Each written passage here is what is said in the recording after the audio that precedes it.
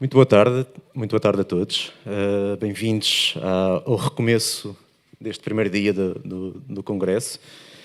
Estamos numa mesa onde vamos falar de edição, é esse o título, e temos 3 conferencistas, apesar de presencialmente estarem aqui apenas 2, e deixem-me avisá-los desde já que o Caio Galhardi está presente à distância.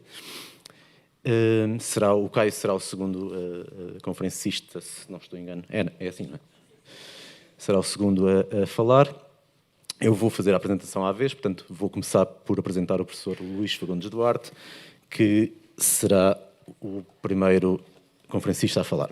Então, o professor Luís Fagundes Duarte é professor aposentado da Universidade Nova de Lisboa. Como filólogo, dedicou-se ao estudo da edição crítica das obras de Eça de Queiroz, Antero de Cantal, Fernando Pessoa e Vitorino Nemésio, entre outros. Para além das edições críticas,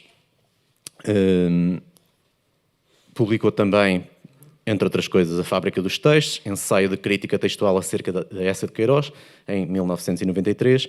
Mais recentemente, desculpem esta pausa, mais recentemente publicou Do Caos Redivivo, ensaios de crítica textual sobre Fernando Pessoa, em 2018, e ainda mais recentemente, Os Palácios da Memória, ensaios da crítica textual, em 2019. Hoje vai-nos falar de pesadelos, pelo menos nas suas palavras. Pesadelos do foro filológico, evidentemente associados à obra de Pessoa, mais em concreto Álvaro de Campos. A comunicação intitula-se Campos Revisited, 2021, e o palco é seu. Muito obrigado.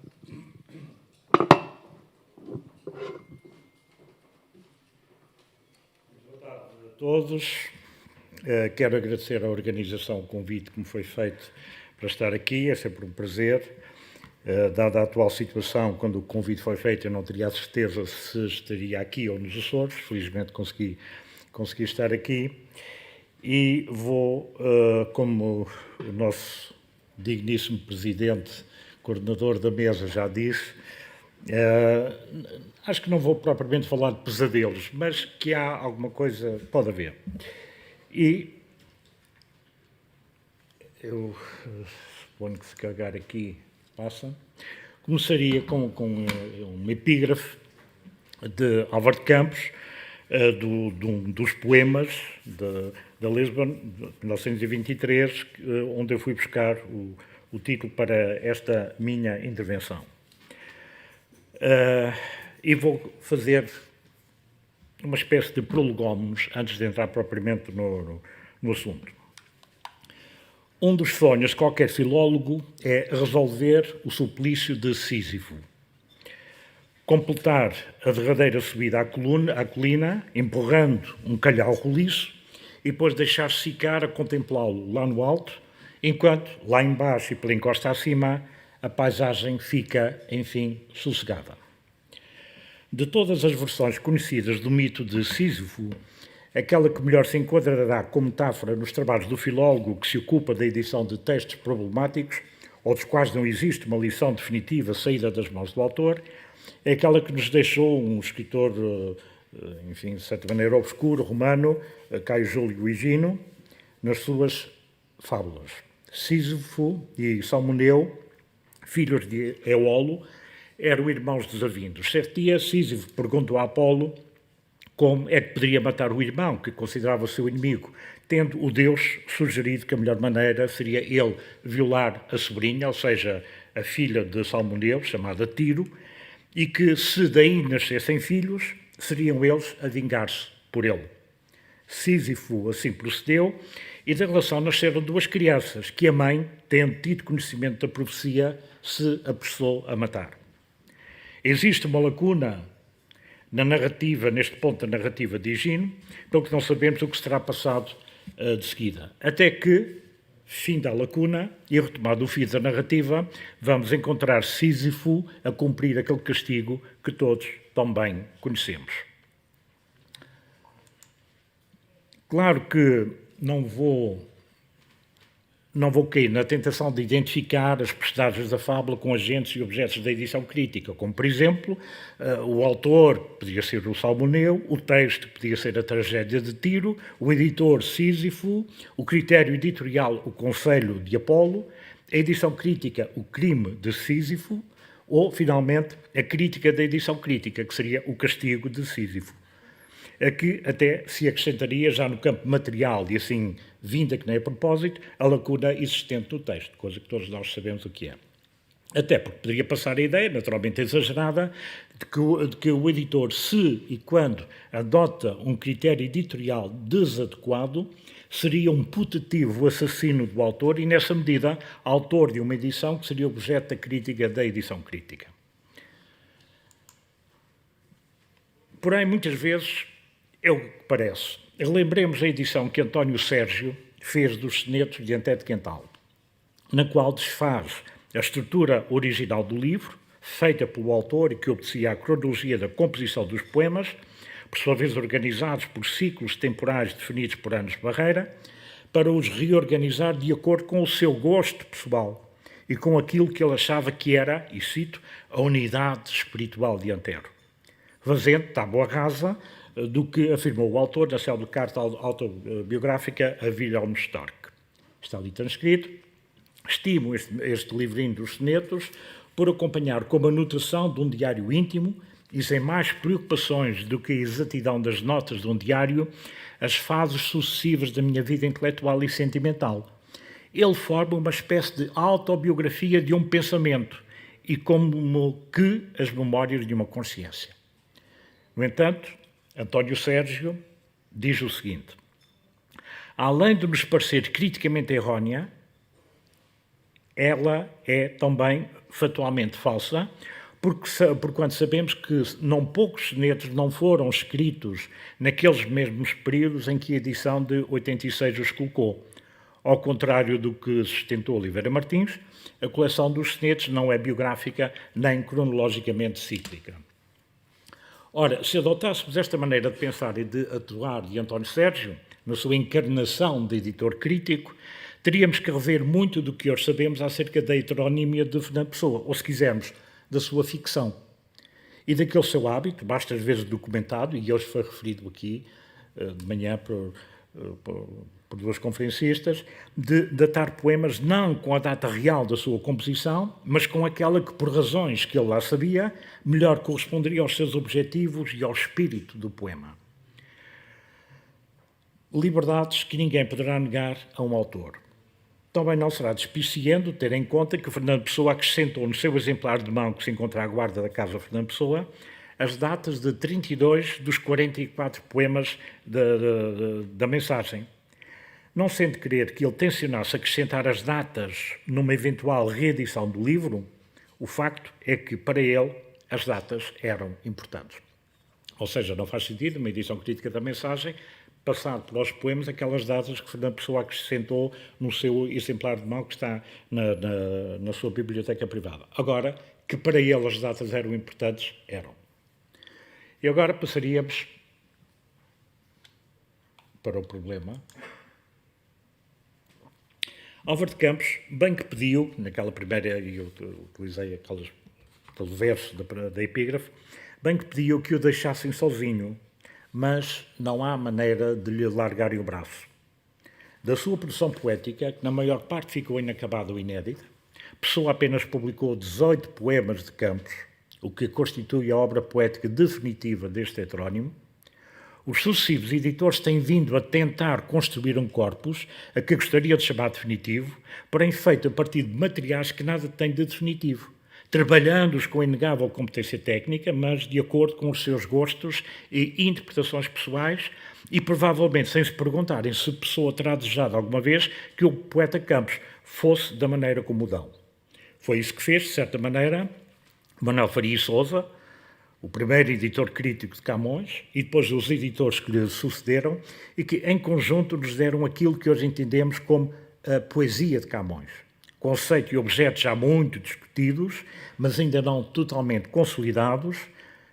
Suponho que está neste momento em andamento uma edição crítica dos sonetos de Camões, que Jorge de Sena viria a tratar com uma ironia verinosa no seu pequeno ensaio O Fantasma de Camões, uma entrevista sensacional, que data de 1962, ao pôr Camões a recitar como sendo seus versos de Diogo Bernardes, sem dar por isso. E isso, o trabalho dos editores críticos que procuram construir uma obra consolidada a partir de materiais dispersos e de muito diferentes qualidades e graus de acabamento, acontece mesmo com os poemas assinados por Campos e que o próprio Pessoa publicou dispersos. Com efeito, em cada um dos 4 editores hoje de referência, Ática 1944, Berardinelli 1990 e depois uma nova edição em 99, Teresa Rita Lopes 2002 e Pizarro Cardiello 2014. Estes poemas aparecem não pela ordem de publicação original, mas de acordo com cenários criados por cada um dos editores e dispersos, dissimulados pelo conjunto do corpus poético de ou atribuído a Campos, que é tudo menos consensual. Só no que diz respeito ao número de textos, ele varia entre 102 poemas na Ática, 190 na edição Pizarro Cardiello, 215 na edição Berardinelli e 245 na edição Lopes. Já agora, no resumo que está aí no caderno, houve uma gralha, portanto, os números de Berardinelli e Lopes estão trocados, mas para o efeito, tanto faz. Muitos deles lacunares ou inacabados, sem contar com fragmentos, lições variantes, poemas suplementares e textos anexos que os editores, num louvável esforço de arrumar uma casa naturalmente e, digamos, até inexoravelmente desarrumada, tentam organizar como se estivessem a resolver um quebra-cabeças, que o é de facto, ou a empurrar colina acima o calhau decisivo. E sem que se perguntem o que sentirão os leitores, que não dominam a matéria e não conhecem os materiais originais, perante uma tal disparidade em volta de uma marca que se pretende única, a poesia de Álvaro de Campos. Mas de que é que falamos quando dizemos a poesia de Álvaro de Campos? Convém que para lá chegarmos arrumemos a casa e olhemos para os materiais não de acordo com aquilo que queremos que eles sejam, mas sim de acordo com aquilo que temos. Para já, e na medida do conhecimento que já adquirimos, o conceito de poesia de Álvaro de Campos aplica-se cumulativamente a um total de 18 poemas publicados dispersos entre 1915 e 1933, em vida de Fernando Pessoa. Um conjunto de pelo menos 227 poemas, isto de acordo com as contas, com a edição de Teresa Rita Lopes, ou seja, os 18 publicados em vida, mais 227, ou os tais 245, grande parte deles com autoria expressa, vários com autoria não expressa, mas atribuída pelos editores, sendo que alguns deles se encontram inacabados ou lacunares. Encontramos muitos poemas que de vez em quando há um buraco, porque falta uma palavra que o autor não escreveu. E, portanto, são poemas inacabados. E um número ainda não consolidado de fragmentos, alguns deles provavelmente publicados como se fossem poemas autónomos e outros com materiais genéticos de poemas dados como terminados ou pontualmente lacunares. Estes materiais têm sido objeto de estudos apurados e integrados, com as variações de critérios e de métodos que podem ser observadas nas edições de referência, e vale a pena compará-las, em todas, em parte delas ou apenas em uma destas edições. Daí que surge a necessidade de se encontrar um consenso entre os vários editores, ou as várias edições, para o que será necessário que cada um deles abdique de soluções baseadas no entendimento ou na interpretação pessoais ou ideológicos que originaram a atual situação editorial, em favor de uma solução ponderada e baseada na evidência dos factos e na qualidade dos materiais. Descontadas as devidas diferenças, quase que poderíamos dizer que a tradição de 4 décadas de edições da poesia de Álvaro de Campos reflete o que se passou em milénios com a tradição editorial da Bíblia, que continua a ter formas e conteúdos diferentes consoante os públicos e as tradições. Eu até diria, e as confissões. Há a Bíblia dos judeus, conhecida por leis, profetas, escrituras, naturalmente apenas com aquilo a que os cristãos chamam o Velho Testamento. Há a Bíblia dos cristãos católicos e ortodoxos, que, para além do Novo Testamento, acrescenta às escrituras hebraicas dos judeus alguns livros que fazem parte da tradição grega do Antigo Testamento, os chamados Septuaginta. Livros que, no entanto, a Bíblia dos cristãos protestantes considera como não canónicos e apócrifos.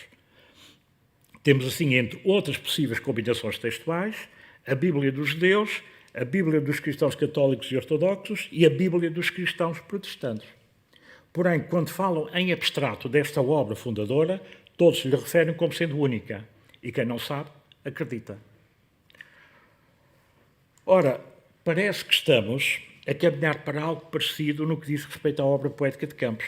E o mesmo se diria para o livro do Desassossego de Bernardo Soares, em que cada edição é uma coisa diferente, e não porque os materiais sejam diferentes, mas porque os editores são diferentes.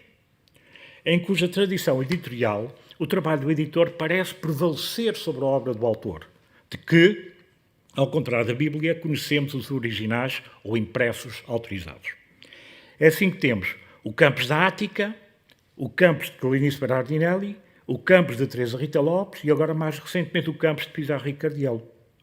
É também por isso que nas minhas referências bibliográficas eu identifico estes livros não pelo nome do autor, pessoa, mas pelo do respectivo editor, porque se trata globalmente de construções diferentes, feitas por autores diferentes, embora a partir dos mesmos materiais. Revisitando agora a tradição editorial da obra poética de Álvaro de Campos, parece claro que é necessário uma edição que se atenha à materialidade dos textos, tal como se encontram nos testemunhos impressos em vida e, no caso dos que não foram, a grande maioria, nos manuscritos ou datiloscritos autógrafos. Tal edição deverá considerar as edições de referência, dando-lhes os devidos créditos, e, para o caso dos poemas publicados em vida, repor a única organização que se pode atribuir ao autor e que se encontra documentada, sendo por isso objetiva, a ordem cronológica de publicação, desfazendo assim a situação que resulta de diferentes interpretações, todas elas subjetivas e assim questionáveis, dos editores de referência, que misturam os poemas que a pessoa entendeu publicar e que por isso se pode e deve considerar como acabados, com os poemas que ele não publicou, que em certos casos até são lacunares e logo, para todos os efeitos, inacabados. Todos estes editores misturam os poemas publicados em vida com os restantes, que, estando embora muitos deles aparentemente acabados, não foram publicados pelo autor e, por isso, não sabemos se a forma que têm seria aquela que o autor lhes viria dar se e quando os resolvesse publicar. E todos eles vêm misturados, ainda que de um modo diferente, em cada um dos editores, com poemas que ou se encontram lacunados, logo tecnicamente inacabados, ou, em muitos casos, não passam de rascunhos genéticos ou mesmo de eventuais fragmentos de outros poemas. Neste quadro, que não sei se tem leitura para aí, tem os poemas organizados na coluna da esquerda, colorida de 1 a 18, de acordo com a primeira publicação. Foram todos publicados, exceto este poema, onde é que ele está? Reticências, quase, que era conhecido como Reticências. No entanto, há um impresso dele que era para a revista Contemporânea, que era para sair em 1929, não chegou a sair, mas existe o impresso com correções de gralhas. Portanto, os poemas foram publicados. E, portanto, a solução lógica, uma vez que o autor não organizou o livro, a solução lógica é publicá-los de acordo com o ritmo a que ele os publicou, porque ele publicou-os naquele momento porque achou que era naquele momento que faria sentido.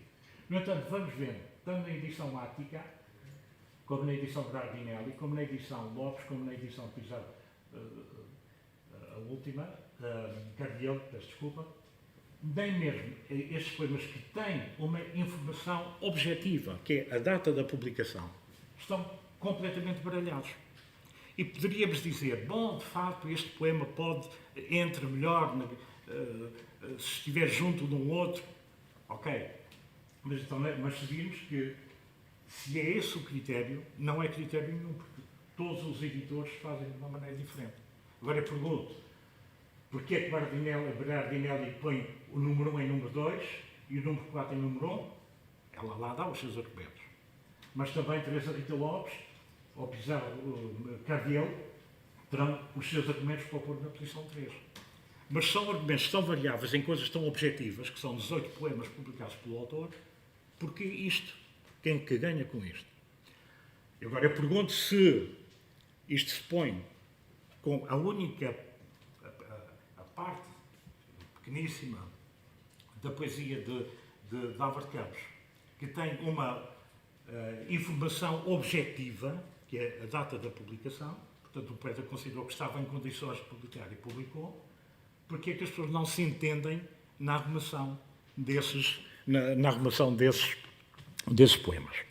Bom, portanto, se isto acontece com estes poemas que foram publicados em vida, o que é que não acontece com os outros todos? Para além disso, não consideram, e eu vou repetir um pouco, mas a objetividade da ordenação cronológica de publicação pelo autor, em nome da sua própria subjetividade, que é de tal maneira subjetiva, e a redundância aqui é propositada, que é impossível encontrar um padrão comum no que diz respeito à organização topológica destes poemas em cada uma das edições.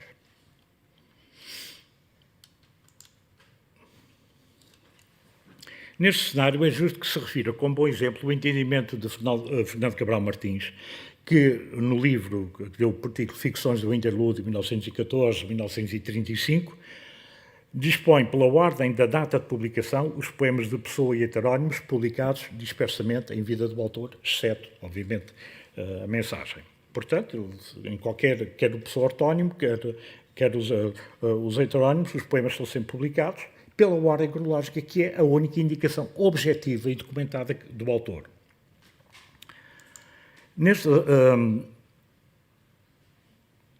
Se assim, eu volto a salientar isto, assim é com os 18 poemas de Campos, publicados por Pessoa, o que não se passará com todos os outros que ele não publicou, ou seja, 84 poemas, isto era no anterior, 84 poemas da Ática, de 172 de Pizarro Cardiel, 192 de Bernardinelli e 227 de Teresa Rita Lopes. Ora bem, apesar do meu ar um pouco, enfim, não digo agressivo, mas enfim, talvez demasiado afirmativo, eu gostava de apresentar uma proposta de solução, que será tão boa ou tão má como todas as outras.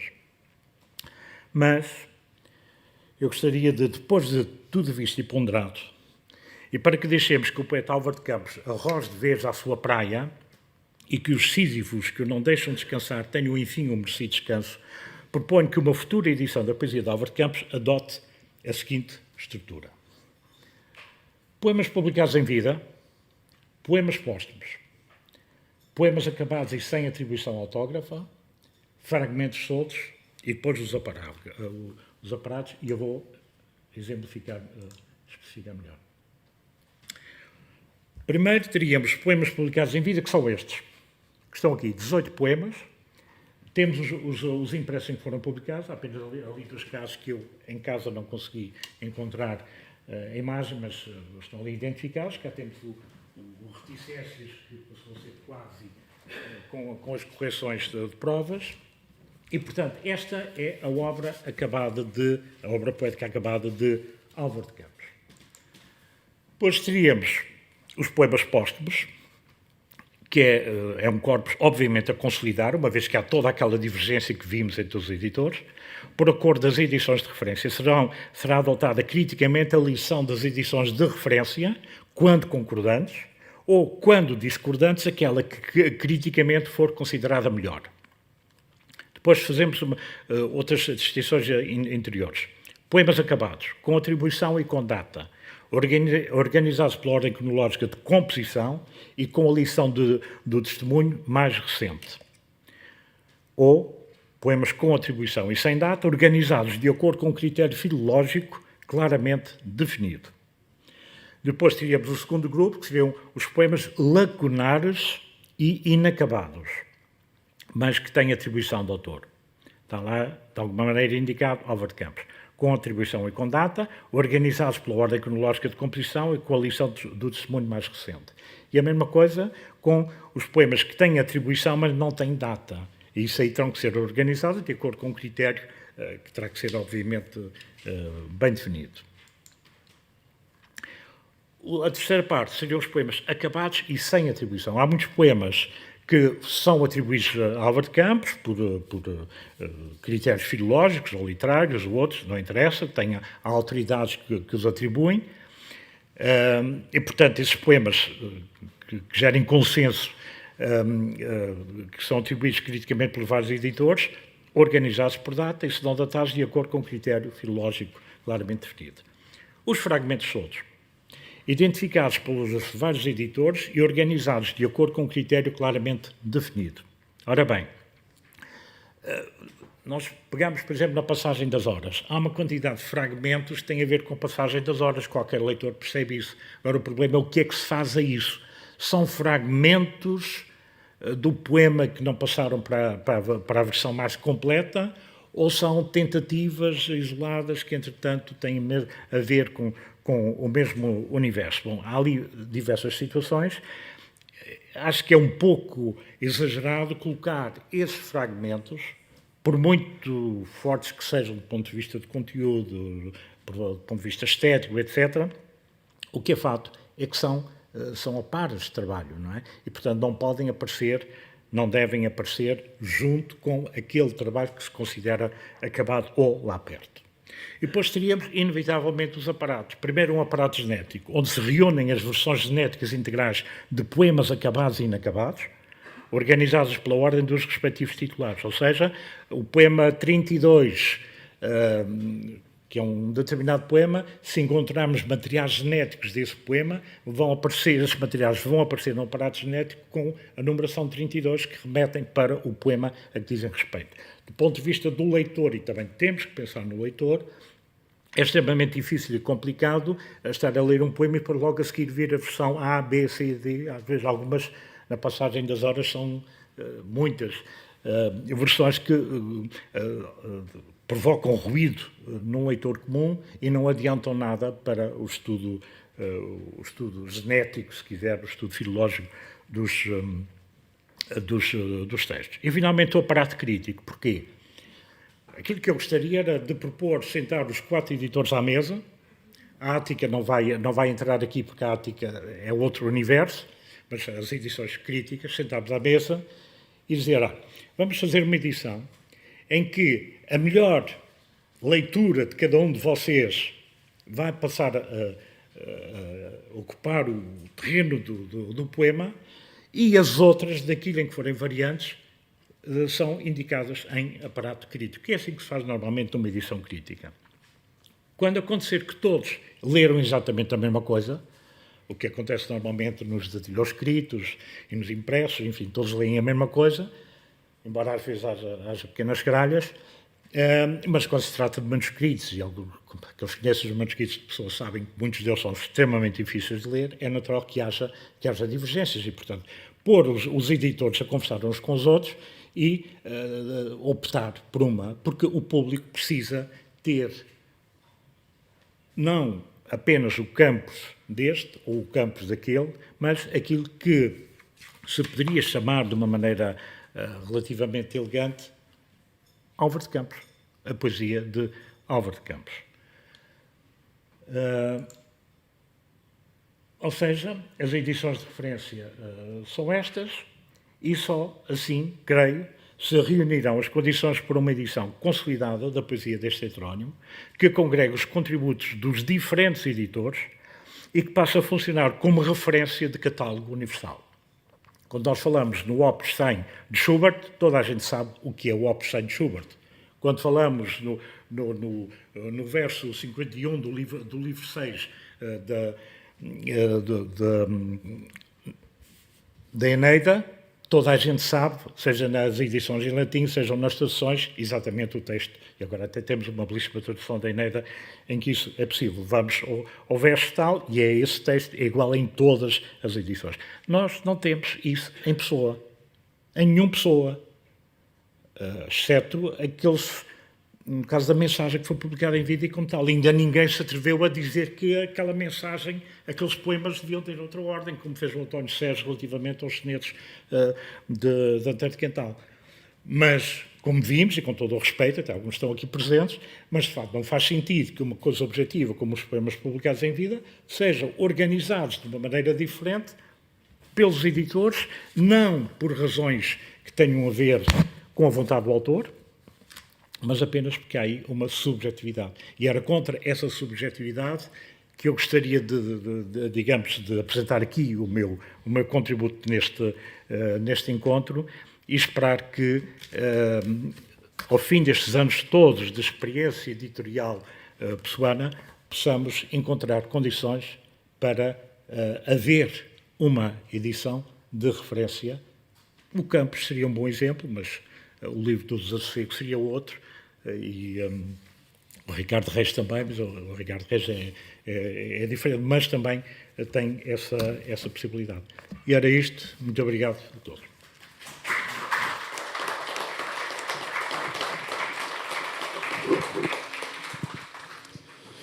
Muito obrigado, professor, por esta proposta de publicação. Passo imediatamente ao conferencista seguinte. Como eu vos disse, o professor Caio Galhardi encontra-se connosco, mas à distância, e o que vai acontecer agora é que desculpem, vamos assistir à conferência do professor Caio, que é professor da literatura portuguesa no Departamento de Letras Clássicas e Vernáculas da Universidade de São Paulo. Concluiu 2 pesquisas de pós-doutoramento na Università degli Studi di Roma, La Sapienza, em 2014 e 2019, e outra em teoria literária na Universidade de São Paulo em 2008. Obteve os títulos de mestre e doutor em teoria e história literária pela Universidade Estadual de Campinas e é autor, entre outras coisas, de O Renascimento do Autor, Autoria, Heteronímia e Fake Memoir, organizador de Fernando Pessoa e Companhia Não Heterónima, em 2019, entre outras edições, como já disse, e coordenador do grupo de pesquisa Estudos Pessoanos na Universidade de São Paulo. E passo imediatamente ao Caio e a quem aproveito para saudar aqui à distância. Bom dia a todos.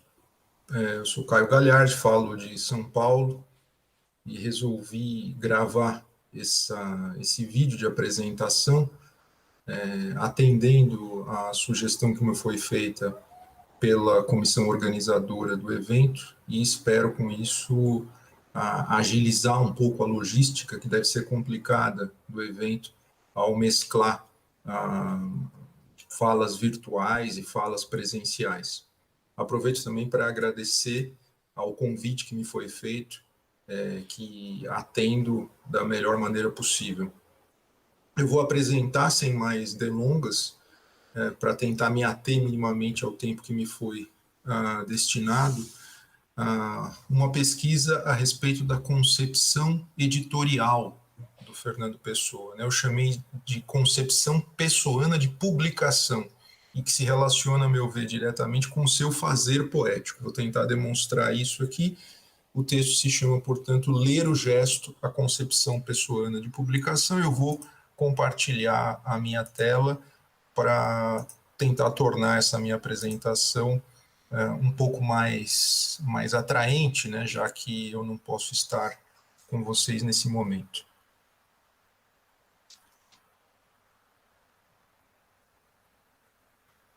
Bom,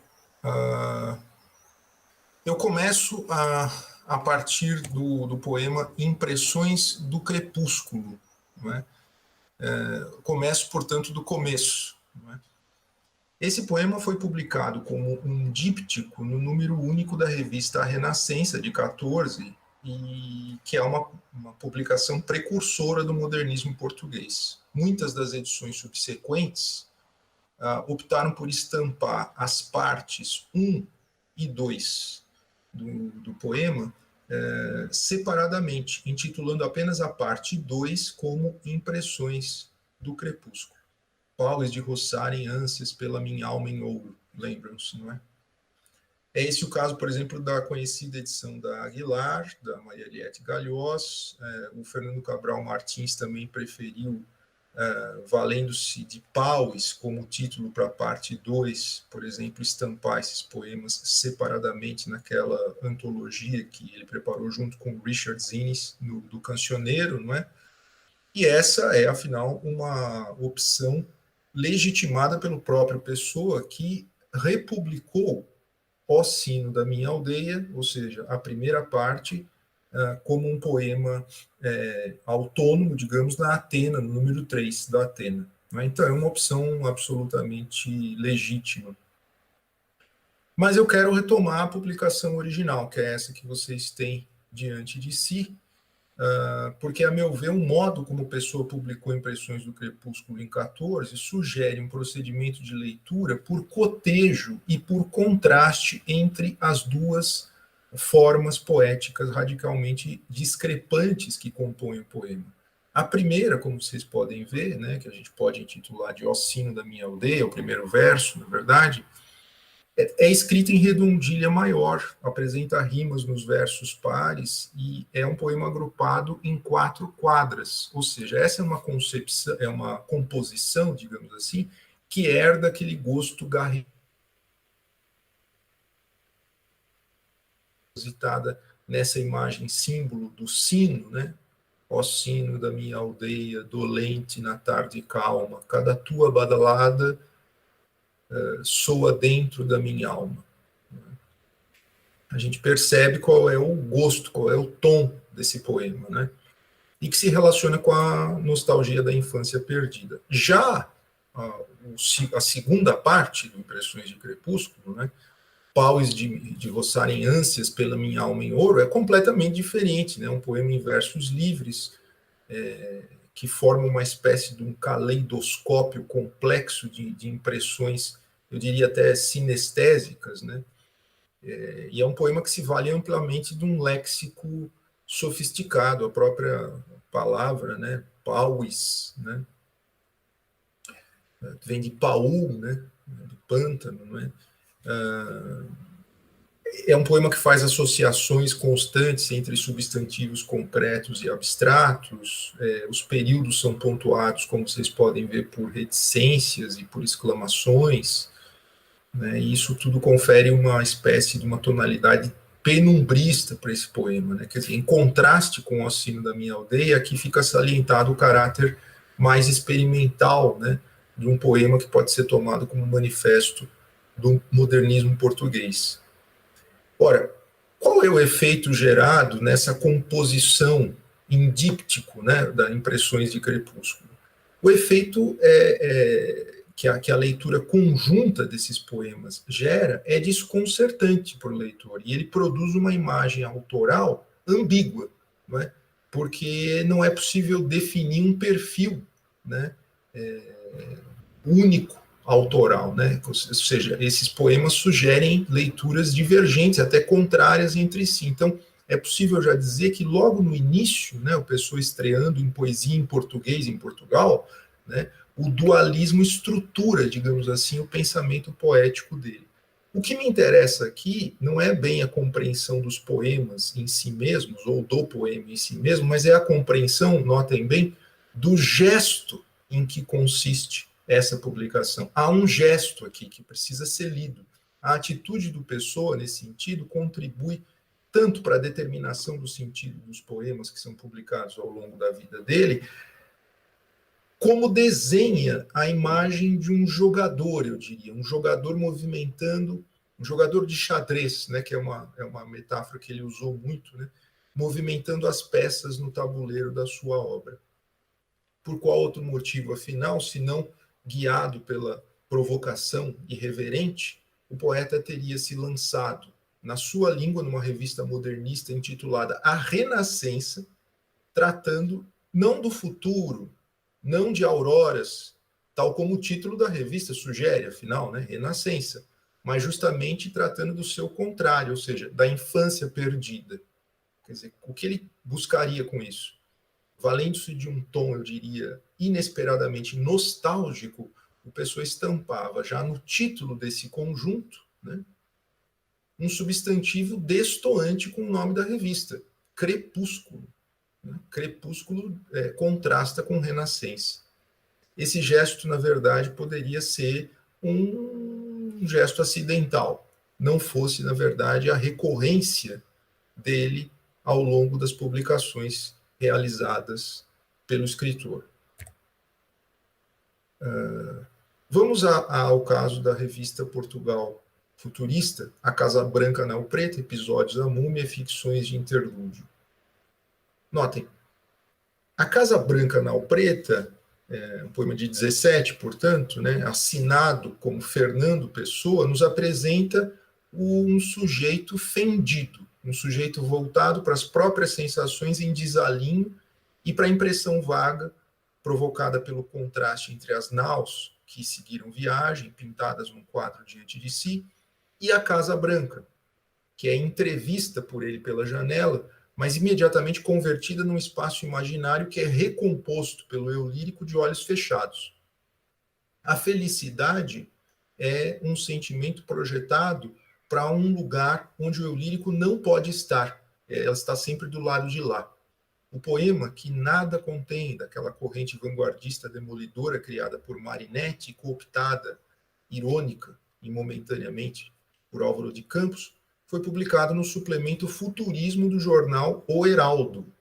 Né? Então, em meio às imagens e aos textos de vanguarda que compõem a Portugal futurista, perguntamos: não terá sido uma escolha desconcertante de Pessoa, por outro lado, ter enviado para Portugal futurista? Então, primeiro a Casa Branca Nau Preta e agora esse segundo poema. Episódios, a Múmia. Esse poema é um poema que tem uma atmosfera, eu diria assim, de alcova, né? Uma alcova metafísica, né? Com aquela imagem da sombra da Cleópatra morta, né? Ou ainda da imagem da mãe embalando o filho morto ao colo, né?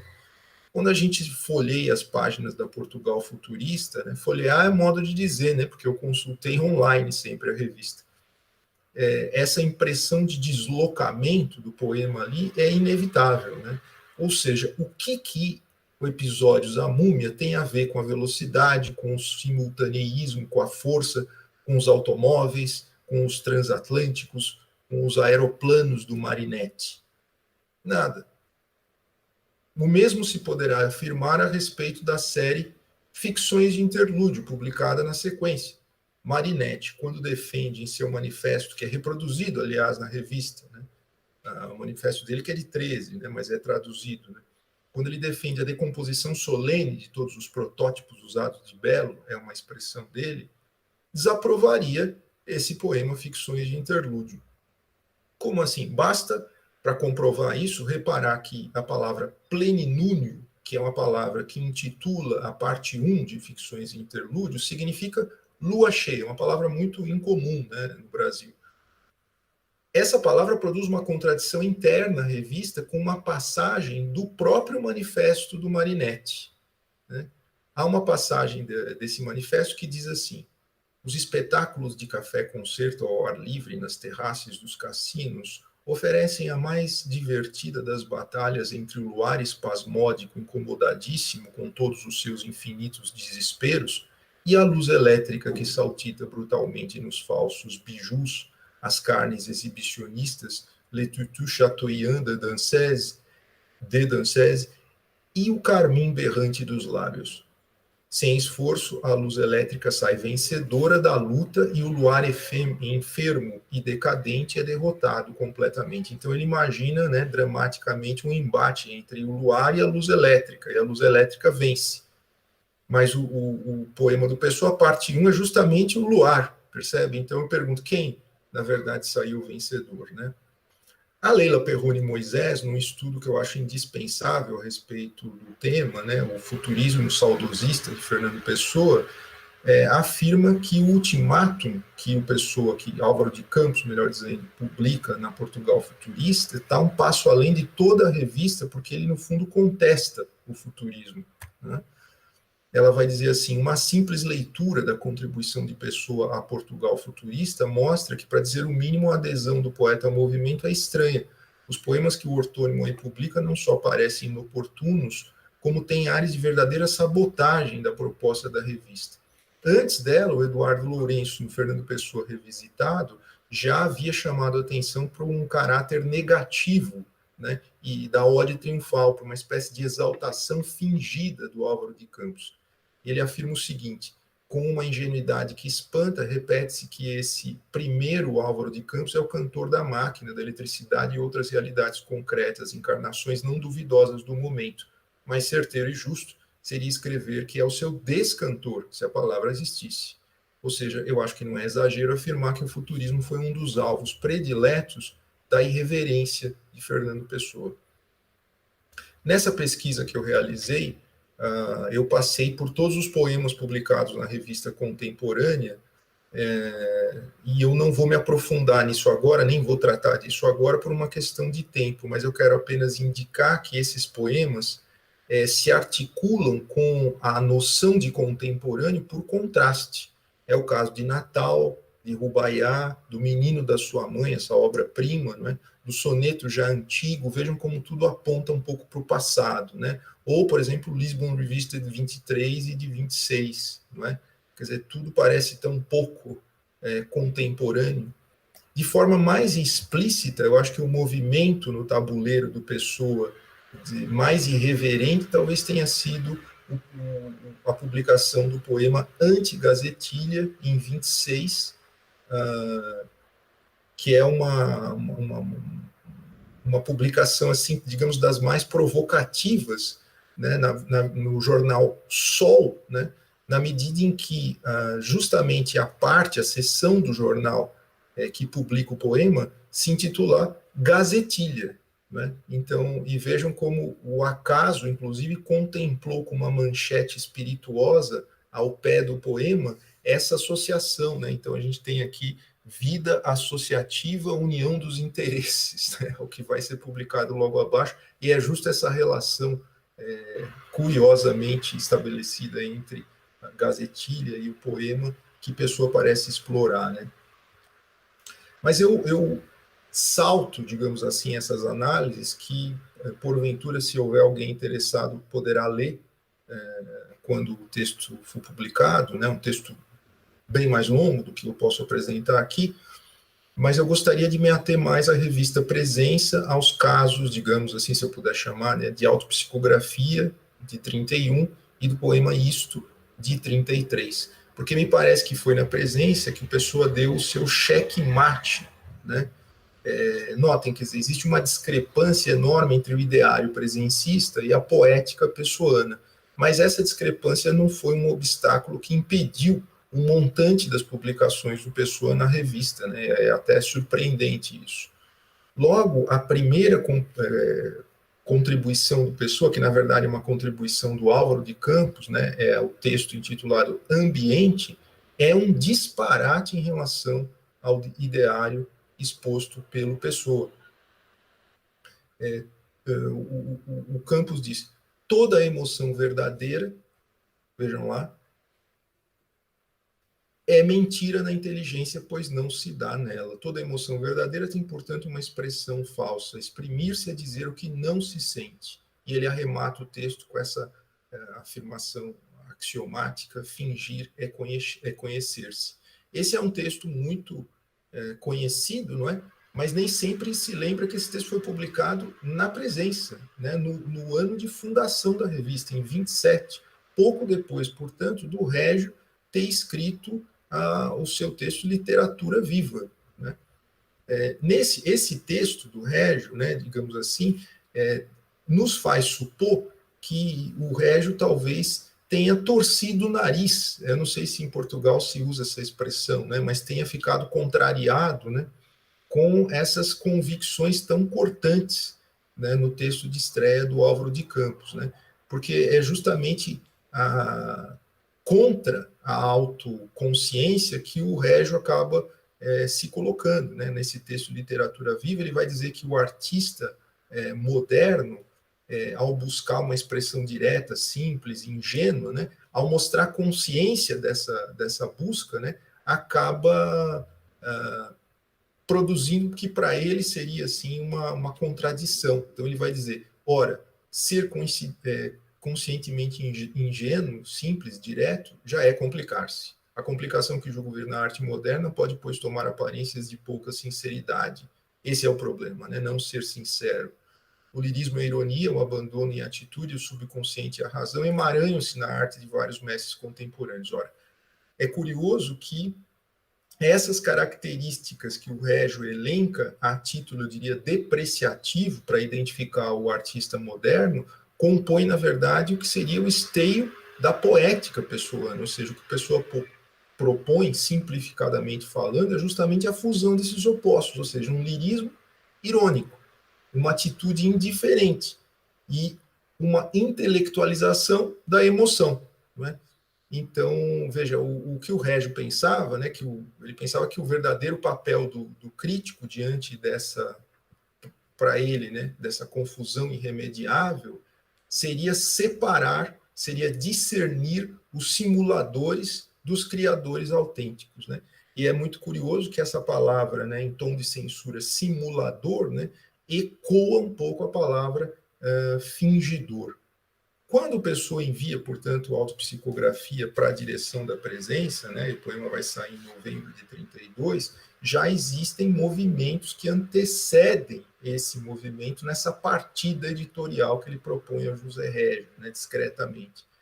Mas dessa vez não se tratava das considerações do seu heterônimo mais intempestivo, de um Álvaro de Campos. Na verdade, era o próprio Pessoa que assinava a autopsicografia como uma espécie de ars poética em 3 quadras musicais, com rimas alternadas, em redondilha maior, não é? E em versos talvez inexcedíveis na língua portuguesa quando se trata de um poema metalinguístico. E agora, José, na sequência, com um intervalo de um número apenas, a presença publicava o poema Isto, número 38, né, em abril de 33, novamente um poema distribuído em 3 estrofes, vejam só aqui a autopsicografia, né, e aqui a publicação do Isto, né, como é uma publicação assim, parelha, né, em versos agora, na verdade, hexassilábicos, né, são 3 quintetos, então é um poema mais discursivo do que o anterior. Mas ele trata também desse tema do distanciamento elocutório entre o sujeito do poema e o sujeito empírico, né? Ou seja, esse distanciamento está implicado na expressão poética, não é? Ou seja, ele trata da intelectualização das emoções, ou simplesmente ele trata da arte da simulação, né? Se fosse para falar um pouco assim, depreciativamente, como o Régio falaria, não é? Mas, em comparação com a autopsicografia, esse poema Isto já apresenta um caráter mais prosaico, mais argumentativo, o que, na verdade, me parece harmonizar com o seu próprio propósito. Isso porque, na página, ele é um poema que se apresenta com a mesma disposição do poema anterior, e ele parece, na verdade, representar uma resposta do poeta. O poema se inicia, o poema Isto, né, se inicia: dizem que finjo ou minto tudo que escrevo. Não. Então, esses versos, eu perguntaria, já não poderão ser lidos como uma correção de leitura? Não é? Ou seja, uma correção da leitura que se teria feito de autopsicografia? Dizem que minto ou finjo. Quem dizem? Por quê? Não é? Aqui o fingimento, que constitui o substantivo-chave da autopsicografia, aqui o fingimento reaparece como verbo, né, dizem que finjo, e a título de retificação, de correção, não. Então, eu lírico, ao aproximar essas noções similares, né, fingir e mentir, eles as afasta de maneira peremptória. Não, como se ele tivesse a explicar um sujeito indeterminado do primeiro verso, alguém que dizem, que a natureza do poeta dramático não se reduz à simples categoria de um impostor ou de um simulador, como preferiu o Régio. Essa palavra, na verdade, é proferida no manifesto de abertura da revista, ecoa a palavra fingidor de autopsicografia. Ou seja, eu acho que muito ao seu modo, o Pessoa travava uma espécie de um embate discreto, quase que invisível, com o diretor-chefe da revista. E sob esse ponto de vista, e apesar de muito simples, esse pronome de 4 letras que se toma por título do poema, isto, né, e que a princípio soa até mais enigmático do que o neologismo autopsicografia, é um título que parece apontar para o propósito desse poema resposta. É um poema resposta, né? Quer dizer, é como se num gesto performático a pessoa estivesse, no fundo, a salientar, eu diria até de forma muito pedagógica, o princípio fundamental da sua poética, não é? E daí a escolha pelo particular, ou seja, tudo que escrevo, ao invés do geral. O poeta é um fingidor. Vejam que há uma transição. Daí também esse uso do deítico. Isto, não é? Ou seja, algo que salienta o caráter demonstrativo, né? É isto que aqui afirmo, não aquilo que dizem ao meu respeito. Né? Eu encerro aqui com uma imagem, né? Eu quase que interrompo aqui, né? Porque esse é um trabalho, na verdade, muito mais longo, mas com uma imagem de forma mais ou menos decisiva, o que eu acho que é possível entrever em todos esses gestos editoriais do Pessoa é uma sombra muito tênue, quase que invisível, mas que, se nós repararmos bem, é uma sombra que risca por trás de cada uma dessas composições o sorriso sibilino do seu autor. Eu interrompo aqui, então, a minha apresentação e espero, então, poder revê-los brevemente ao término das demais apresentações. E agradeço a atenção de todos. Um abraço.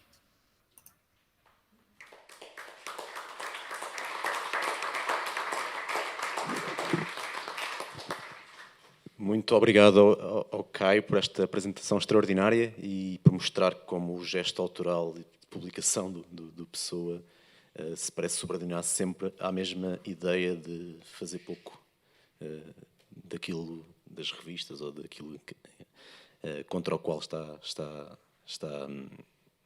a agir. Bom, passamos ao último conferencista, o professor João Dionísio, que é professor da literatura portuguesa e crítica textual na Faculdade de Letras da Universidade de Lisboa.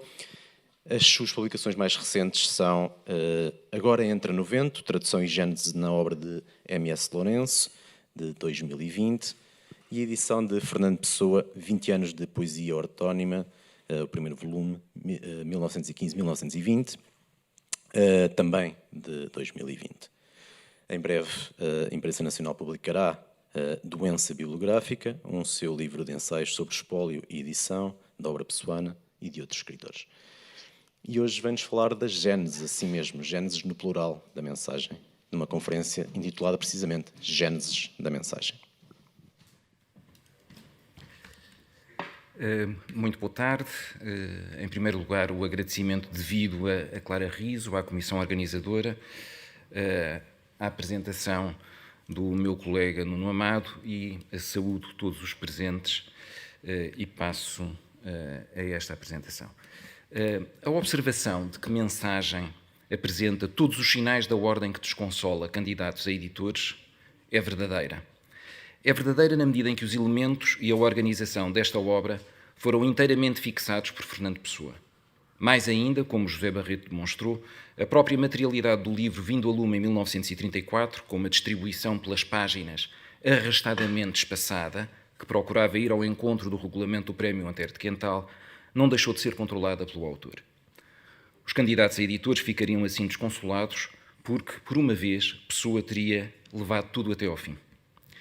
Esta descrição é justa no tempo em que o estabelecimento do texto, assim duas vezes no singular, o estabelecimento, o texto, era a meta exclusiva do trabalho editorial.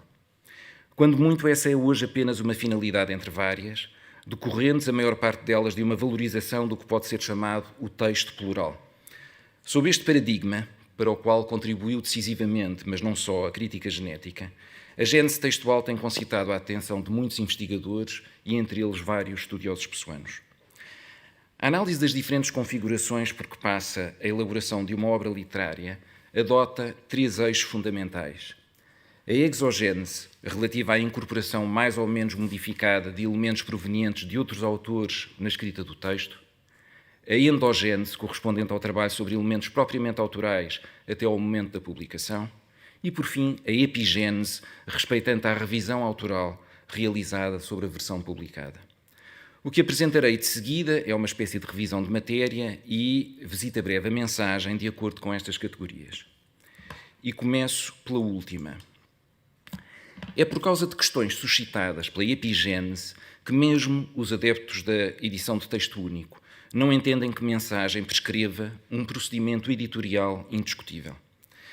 A existência de um exemplar anotado do livro, guardado na Casa Fernando Pessoa, não suscita procedimentos consensuais, quanto ao que fazer com os apontamentos autógrafos nele existentes.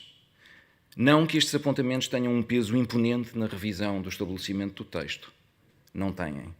Constituem isso sim um conjunto de marginália cuja função não é certa, podendo dividir-se em 4 tipos fundamentais.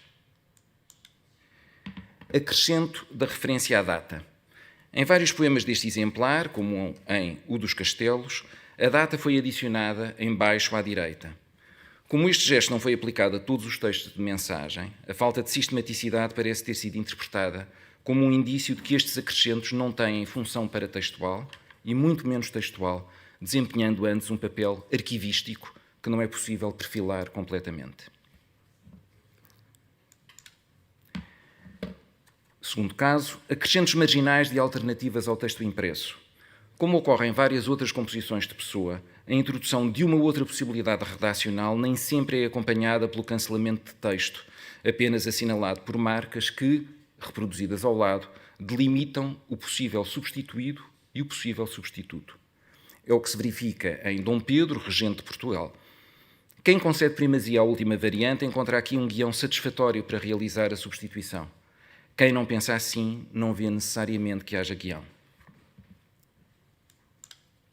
Terceiro caso, marcação com aparente intuito performático.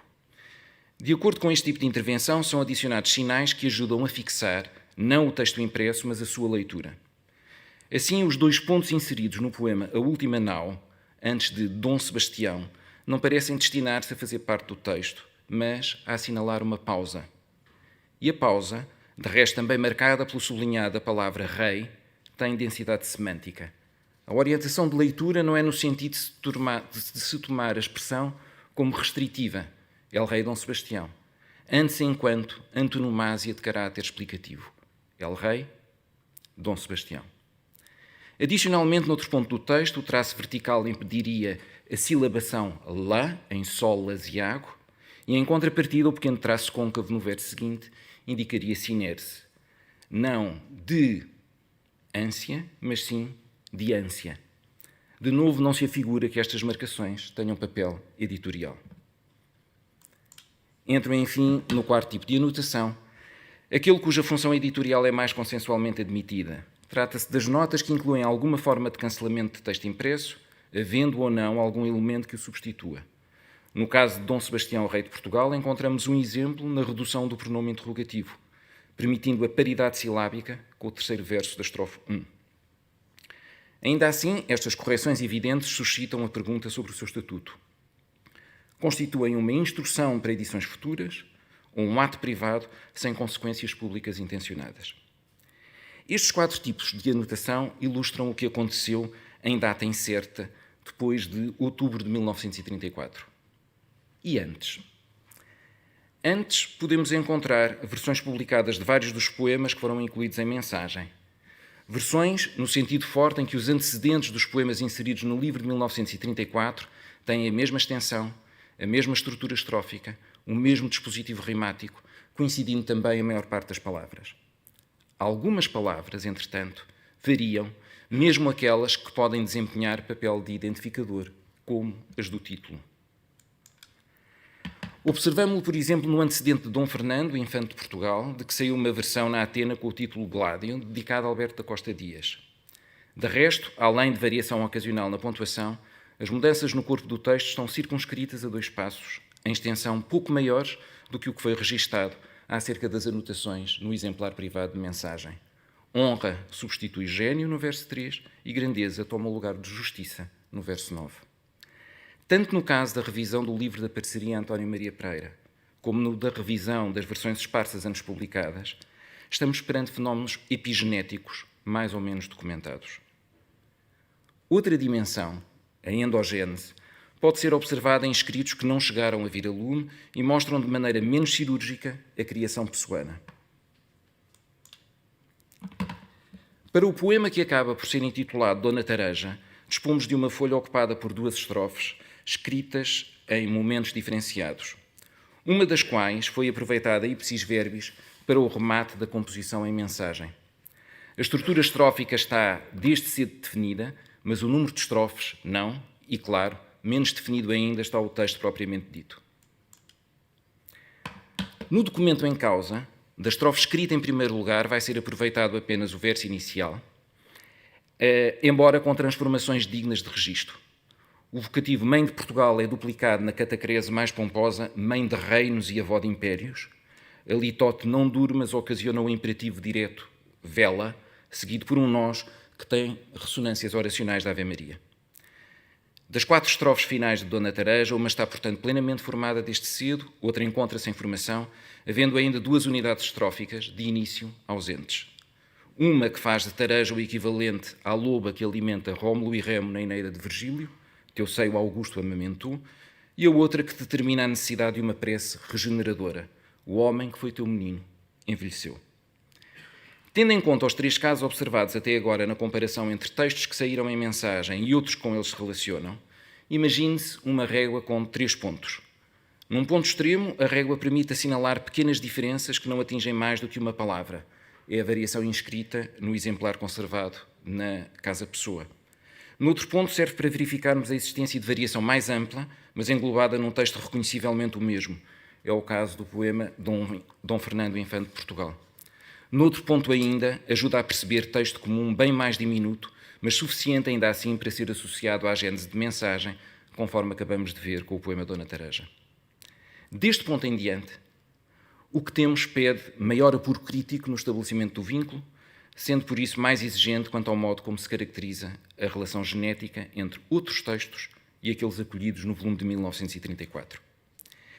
Nesta zona mais difusa, o acontecimento mais marcante dos estudos pessoanos do passado recente parece-me ser a apresentação e organização dos materiais que serviram para a pessoa experimentar construir um ambicioso e extenso poema épico com certos traços formais dos Lusíadas, designadamente a divisão em cantos e o recorte estrófico-métrico reconhecível em alguns fragmentos.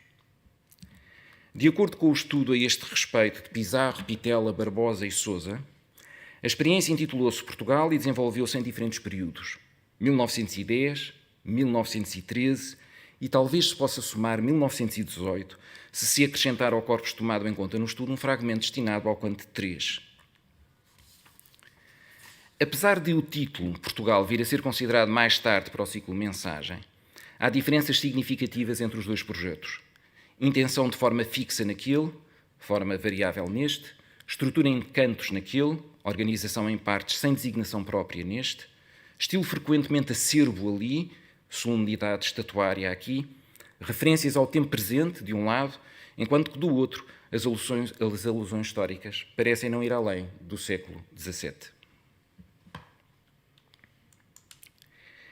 A expressão de Portugal, pelo menos na fase inicial, é próxima do que vemos no estilo fulanizado, de aspecto apocrifamente ingênuo e profético de versos como estes, bem distantes da eloquência solene do livro de 1934.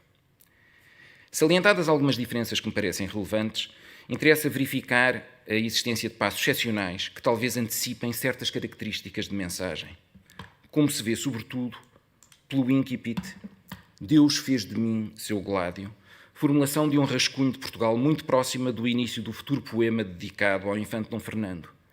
Quer dizer, estamos com este verso na presença de uma sequência que estabelece um nexo textual preciso com o incipit de Dom Fernando Infante de Portugal, deu-me Deus seu Gládio. Trata-se de uma situação que não deve ser colocada a par de testemunhos com o título Gládio, o mesmo, portanto, da versão desta composição antes publicada na revista Atena, mas sem nenhum nexo textual digno de especial registro. São títulos móveis, aliás, um pouco à semelhança do título Portugal. Deus fez de mim seu Gládio e deu-me Deus o seu Gládio, embora não sejam formulações perfeitamente coincidentes, relevam da mesma matriz e a segunda parece ter sido gerada a partir da primeira, através da posposição do sujeito, Deus fez de mim, deu-me Deus, e da introdução de uma construção aliterativa. Este é um caso paradigmático que pode servir de ponto de referência para encontros, porventura mais rarefeitos, que podem ser entendidos como pertencendo ao limite inferior da endogênese. Vejamos a este propósito o fragmento que começa 3 dias e 3 noites festejaram, que por causa das características materiais da folha onde foi redigido, pode remontar a 1918. Comparemo-o com o poema que, em Mensagem, é dedicado a Fernão de Magalhães. Em ambos os textos se explora a celebração de uma vitória através de uma dança. O som da sua dança pela terra ecoa medonho, por um lado, e, do outro, uma dança sacode a terra inteira. Em ambos assumem protagonismo as sombras num enquadramento físico comum. As sombras de espantosas figuras sem medida transbordaram em costas e vertentes e faziam relâmpagos no escuro, lemos no rascunho, enquanto no poema publicado encontramos e sombras disformes e descompostas em clarões negros do vale vão subitamente pelas encostas, indo perder-se na escuridão. Há outros pontos de encontro microtextuais. Guardo para o fim uma observação sobre exogénese, isto é, sobre a possível influência textualmente advertível de um título alheio à obra de Pessoa na Mensagem. Tomo como ponto de partida o método seguido por Burkhard Dednar para distinguir coincidências entre segmentos textuais escritos por diferentes autores que são significativas, daquelas outras coincidências que são triviais. No itinerário metodológico descrito por Dednar, o primeiro passo consistiria na detecção da presença coincidente de uma sequência de 3 palavras invulgares no texto em análise e num outro texto que lhe seja anterior. Este passo inicial, depois afinado e controlado por outras ações, é a base de um procedimento que revela utilidade na proposta de reconhecimento de fontes, mas também operações que não interessam a Dednar, na proposta de atribuição de autoria a textos anónimos e ainda na detecção de sinais de plágio. Assim, no panfleto acusatório O Sonâmbulo Chupista, de Luís Pacheco, a sequência, e cito, espanto e fúria e terror, no romance Aparição de Virgílio Ferreira, levaria a pensar que a série, e cito, espanto, fúria e terror, no posterior romance Domingo à Tarde, de Fernando da Mora, não lhe seja indiferente. Sendo as 3 palavras em causa razoavelmente invulgares, não são suficientes para suportarem por si sós a acusação de plágio, mas chamam por certo mais atenção do que para efeitos de denúncia assinalar a presença de uma palavra em comum, uma única. A este respeito, alguns dos presentes lembrar-se-ão da fama, no passado recente, da palavra lodestar, associada à suspeita que recaiu sobre Mike Pence quando o New York Times publicou um artigo anónimo a denunciar o descalabro em que se encontrava a administração Trump. Curiosamente, mal a suspeita sobre Pence foi levantada desta maneira, alguns estilometristas reagiram, dizendo que a determinação do possível responsável pelo texto, mais plausivelmente, devia basear-se em palavras de uso trivial, palavras funcionais ou gramaticais como eu, de, mas. Seriam estes termos, e outros igualmente insuspeitos, palavras que monitorizamos de maneira menos atenta, aqueles que mais proveito dariam à tentativa de identificar o responsável pelo anónimo artigo. As mudanças de estudo estilométrico são numerosas e não tenciono apresentá-las. Gostaria, aí sim, de me centrar numa sequência de 3 palavras, como prescreve Dednar, mas inteiramente banais, ao contrário do que ele indica, uma sequência que é partilhada por um poema de Mensagem, de novo Dom Fernando Infante de Portugal, e por uma fala presente no Frei Luís de Sousa de Almeida Garrett. A sequência em causa é e eu vou, constituída por 3 termos rigorosamente vulgares e distribuídos também em ordem completamente banal. Tudo neles convida a que os deixemos estar em sossego, porque nada neles assoma ou atrai. E, no entanto, cada sequência destas aparece em lugar de destaque. Num poema de Pessoa surge no início da última estrofe, marcando da parte do sujeito a aceitação da missão que Deus lhe atribui. Em Frei Luís de Sousa, no último ato, marcando da parte de Dona Madalena a aceitação de que irá professar no convento de Sacramento. Nos 2 textos, e eu vou, corresponde a uma fórmula performativa que tem por pano de fundo um compromisso religioso. Se este nexo merecer alguma credibilidade de partida, é útil recordar que o drama de Garrett tem como protagonista aquele que será um mestre da escrita em português admirado por Fernando Pessoa. É dele que Pessoa diz num conhecido excerto do livro do Desassossego, convocando o juízo do padre António Vieira: há momentos em que cada pormenor do vulgar me interessa na sua existência própria e eu tenho por tudo a afeição de saber ler tudo claramente. Então vejo, como Vieira disse, que Frei Luís de Sousa escrevia, o comum com singularidade. Noutro trecho do Desassossego, Pessoa de novo lembrará esta caracterização.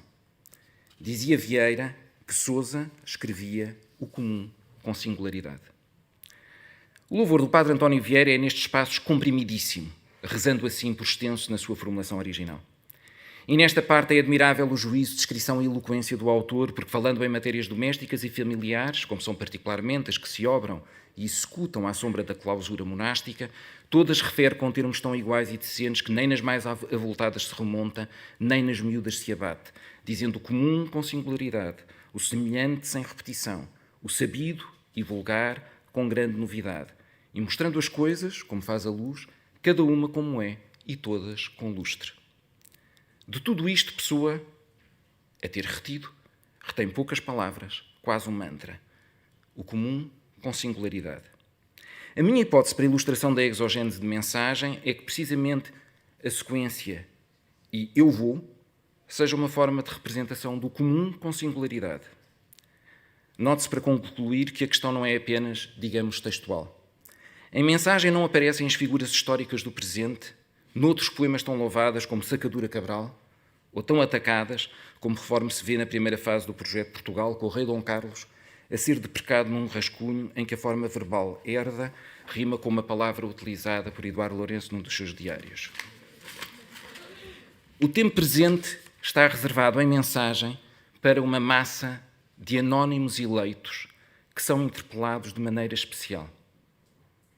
Estes são os seres do presente. Como se lê no poema Dona Tareja, todo vivo é eterno infante. Leia-se então todo aquele que vive hoje, em 1934, na sua insufismável trivialidade, pode ser aquele a quem Deus dá o seu gládio e sagra seu. E é isto também o comum com singularidade. Muito obrigado.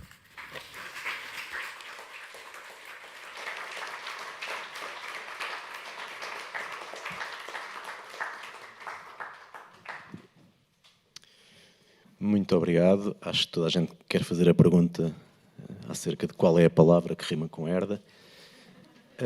Eu estou num dilema porque já ultrapassámos, não muito, mas já ultrapassámos o nosso tempo e, portanto, não haverá muito espaço para perguntas, mas ainda assim eu queria dar a palavra ao público e queria saber se alguém tem perguntas, questões, dúvidas.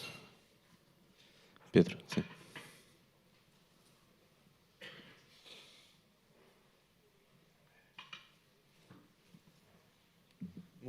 Muito boa tarde a todos, muito obrigado por apresentações muitíssimo estimulantes. Eu vou então tentar ser breve. Eu tinha uma pergunta para o Caio e devo dizer que tive o privilégio de conhecer uma versão prévia daquilo que o Caio apresentou e termos trocado algumas impressões a este respeito.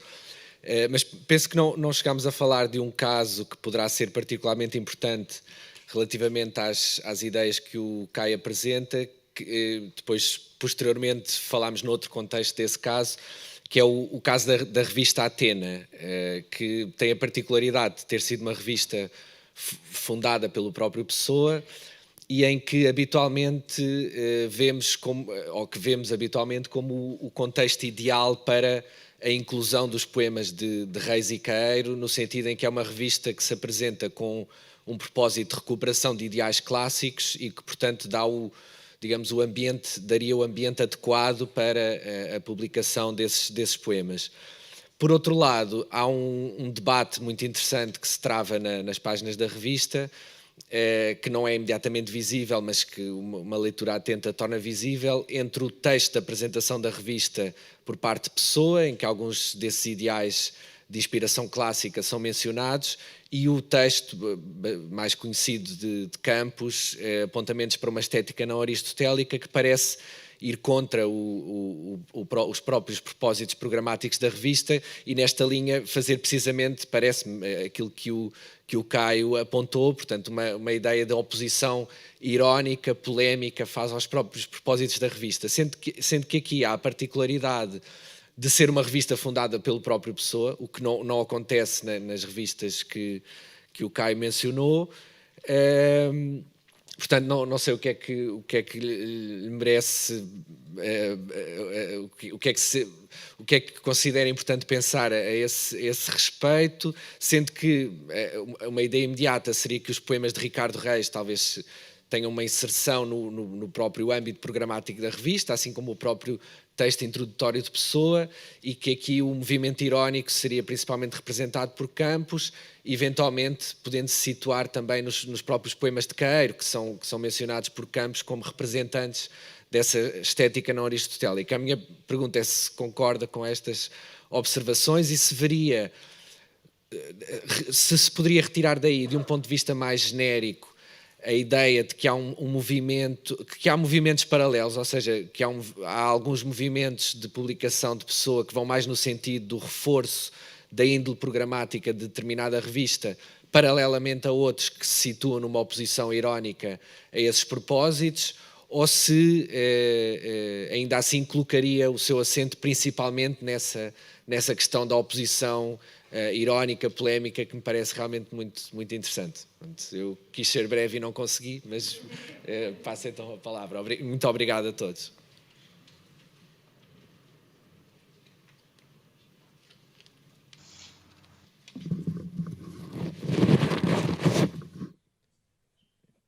Caio, acho que... Olá a todos, espero que me ouçam bem.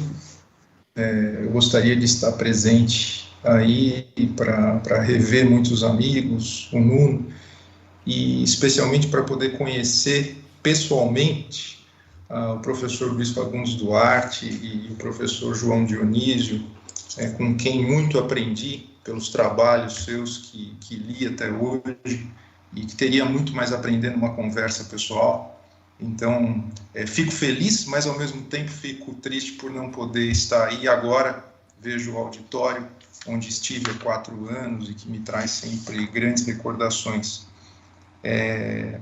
E também me sinto levemente constrangido, eu devo dizer, por ter acabado de assistir a minha fala ao vivo. Isso é uma novidade para mim, né? Isso jamais aconteceu. Preferia ter ficado só com as falas do Luiz e do João, foram muito mais interessantes para mim.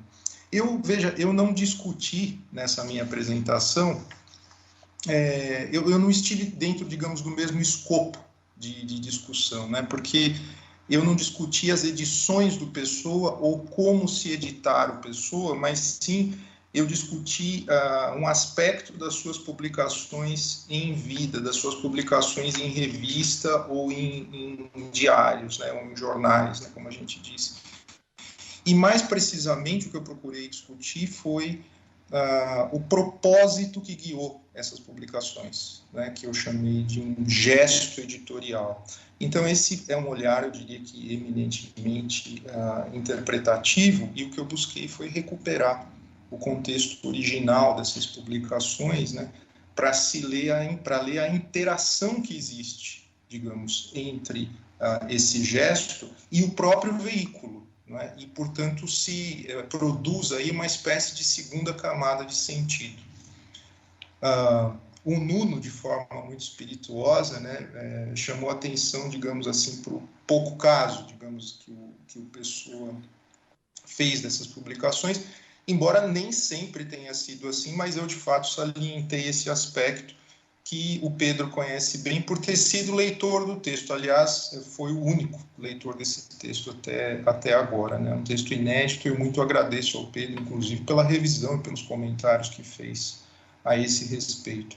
Com relação a Atena, Pedro, e já vou ser bastante direto agora, eu leio mais a Atena como exceção que confirma a regra, por ter sido essa justamente uma revista editada pelo Pessoa, não é? Eu acho que existe uma relação irônica que está muito mais presente no âmbito da prosa teórica e polemista do Pessoa na revista do que com relação aos poemas em si. Como eu me ative, o meu corpus nesse trabalho foram os poemas, então eu não incluí a Atena nesse sentido. Mas é preciso pensar também que nem sempre essa relação dos poemas com o seu veículo de publicação é uma relação de oposição ou produz o efeito irônico, não é? Às vezes não. Por exemplo, o caso do poema A Hora Absurda. Esse poema foi publicado na revista Exílio, né? E, enfim, eu trabalho ele no texto que porventura vai ser publicado futuramente, mas aqui não apresentei porque ali não se trata de uma relação lúdica, né, de jogo. Pelo contrário, né, o título da revista Exílio confirma, digamos assim, uma das vertentes do poema, né, que trata justamente desse tema da questão do exílio, né? Então, nem sempre, digamos, é uma relação assim de polemização, né, com a revista. Em alguns momentos, não, ele se vale do título da revista ou do ideário da revista e reafirma isso, digamos, poeticamente.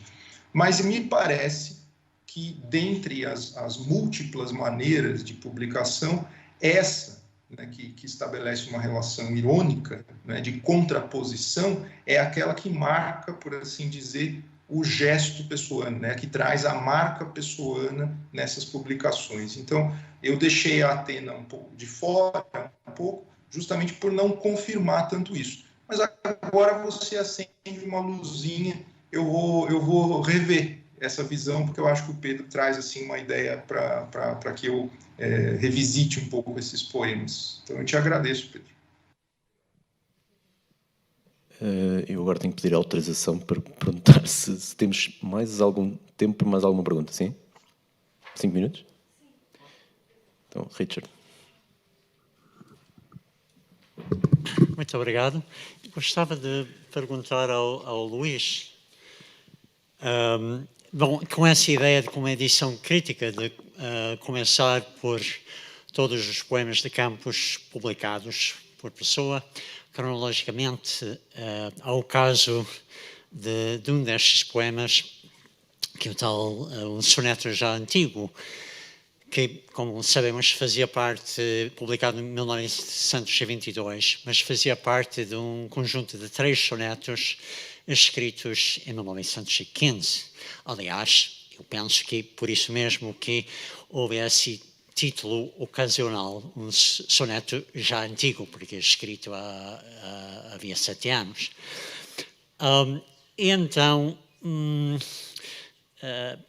percebo a sua proposta, que acho interessante, mas no caso deste poema, por exemplo, tirá-lo do seu conjunto de 3 sonetos escritos em 1915, e também se eu tivesse a editar, me custaria, não é?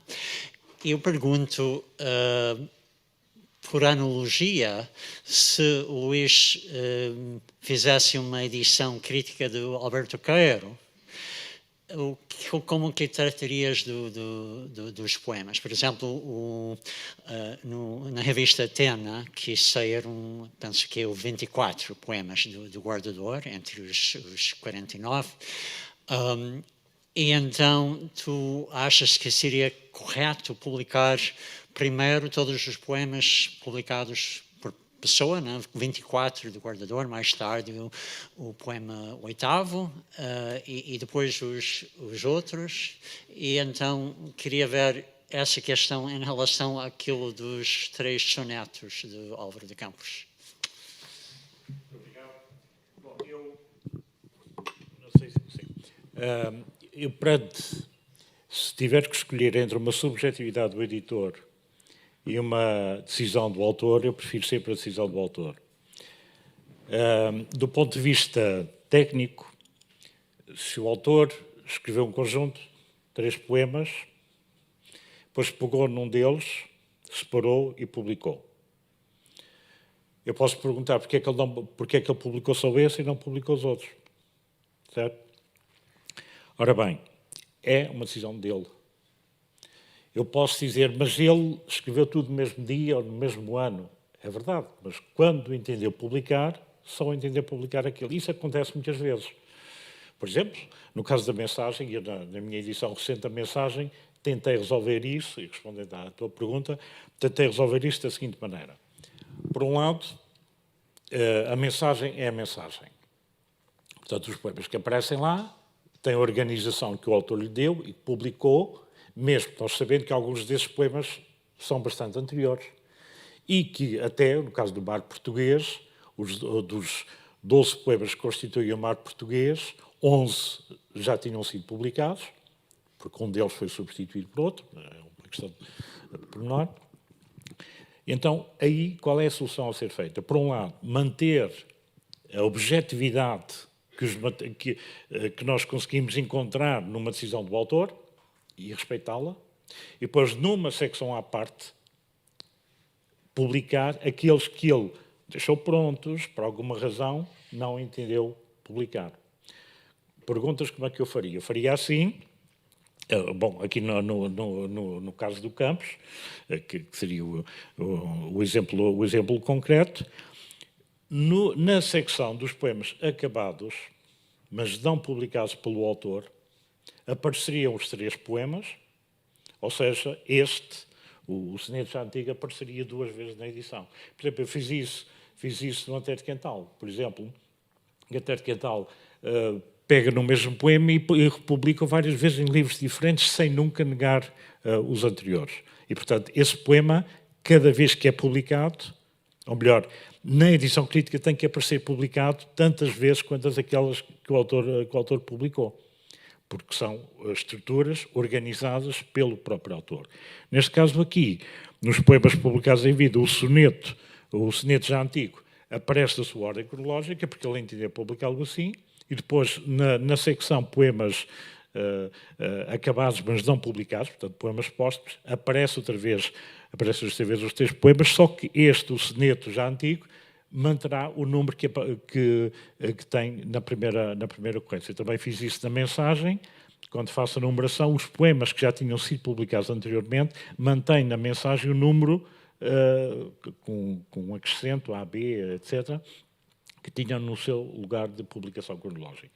Portanto, por muito que eu possa achar, mas que pena, que desgraça, o homem, o que é que passou pela cabeça do autor em não ter... Bom, não sei. Mas a minha pergunta era mais, então, como que farias em relação a Alberto Caeiro? Porque também, quando temos em conta também que há vários poemas que a pessoa considerava tirar do Guardador de Rebanhos, então aquela não é como uma mensagem. Pronto, sim, claro. E então, ias publicar primeiro os poemas que a pessoa publicou do Guardador e depois os restantes? Essa é a minha pergunta. Porque, o Guardador mantém uma estrutura que é própria, que tem muito trabalho genético, mas com aquela estrutura, com aquele tipo, é aquela que nós conhecemos. Não sabemos se o autor iria continuar a trabalhar ou não aquele material, é aquilo que temos. Portanto, se eu aplicar, mas atenção, eu não tenho agora aqui os materiais, e não estou a pensar fazer a edição crítica do Caeiro, até porque já está feita, mas provavelmente, seguindo o mesmo critério, teríamos que aqueles que ele publicou, aqueles que ele não publicou, aparecem na estrutura que nós encontramos, que corresponde à última fase em que ele, tanto quanto é possível apurar, trabalhou ou mexeu no texto.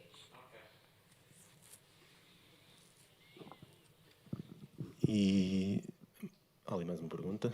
Professor Ivo Castro.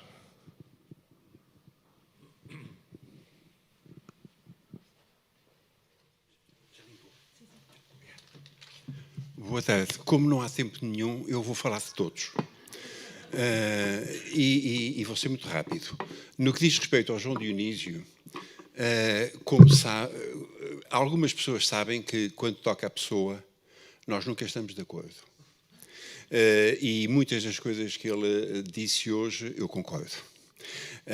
Mas, por exemplo, pergunto, e espero que ele não queira responder, quantas ocorrências terá a sequência E Eu Vou na obra de Camilo Castelo Branco, ou na obra de Essa de Queiroz, ou do Padre António Vieira.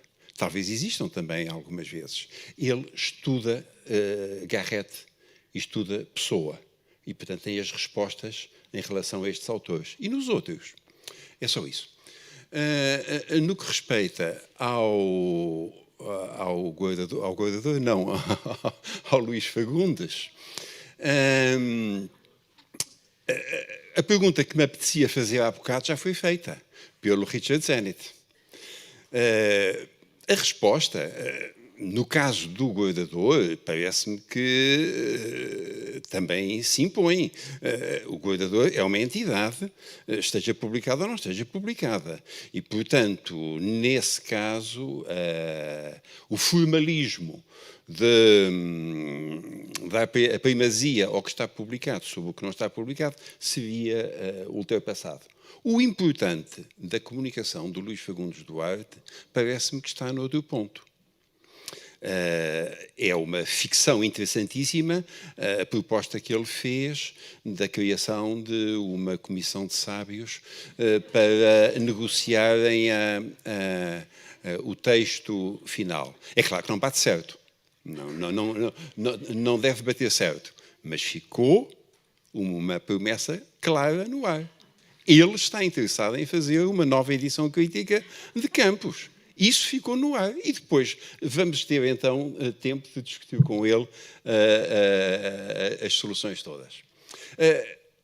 Dito isto, também aproveito para dizer que um dos momentos mais agradáveis do trabalho na ficção de texto de pessoa que eu tive até agora foi um conjunto de telefonemas que tive há uns anos com o Richard Zenit, à noite, depois de jantar, a discutirmos versos complicados de pessoa, para uma edição de um jornal em que participámos os dois. E houve momentos em que houve uma negociação e está bem, então pomos isto, pomos aquilo, ele cedeu-me umas palavras e eu cedi-lhe umas palavras a ele. A coisa funcionou. Ou seja, o que o Luís propôs agora não é totalmente absurdo. Às vezes, apesar de sermos pessoanos, conseguimos estar de acordo em algumas coisas. Mas eu acho que ele quis demais. Finalmente, o professor Caio Galhardo, desculpe, ainda não fui assim. Achei muito interessante o material todo que colocou. Notei que falou em propósito do poeta em relação a algumas edições em revista dos poemas e creio que inicialmente falou em propósito de resposta ao Nuno. E anteriormente tinha falado em intenção, salvo erro.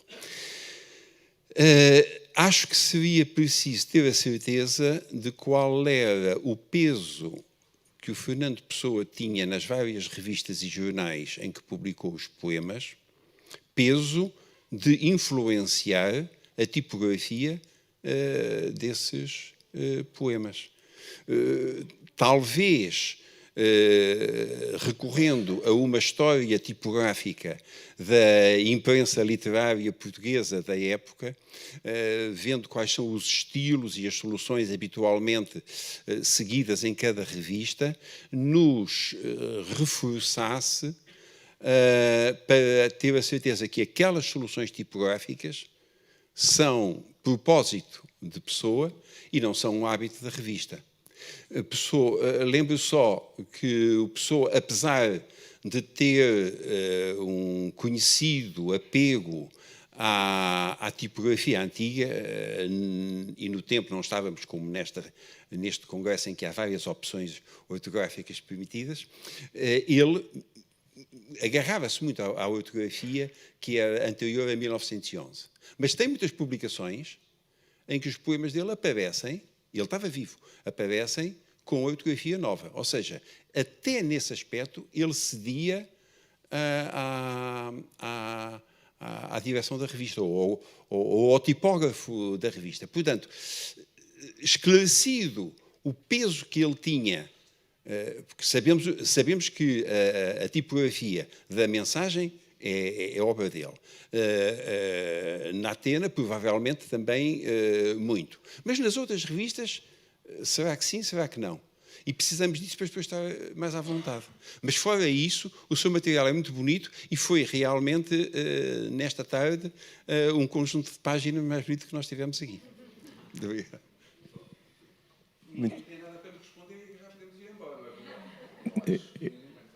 Não sei se há respostas a dar. Tem que... Bem, seria só 3 segundos. 3 segundos. Relativamente à imposição, ao poder que o Pessoa tinha sobre o tipógrafo. Nos poemas publicados em vida, agora não me lembro, mas um dos poemas publicados na presença, há num determinado verso uma palavra em que as letras estão muito separadas, com espaço em branco em cada letra. E normalmente nas edições normais isso desapareceu. Ora, não era, com certeza que não era o tipógrafo, não foi o tipógrafo que decidiu falhar aquelas letras todas. Portanto, aí possivelmente o Pessoa teve o poder de dizer não, eu quero esta palavra pronunciada lentamente. Portanto, talvez o poder dele, e então nessa altura, porque já é na presença mais tardia, nessa altura ele já tinha mesmo de facto um poder consolidado. Muito obrigado.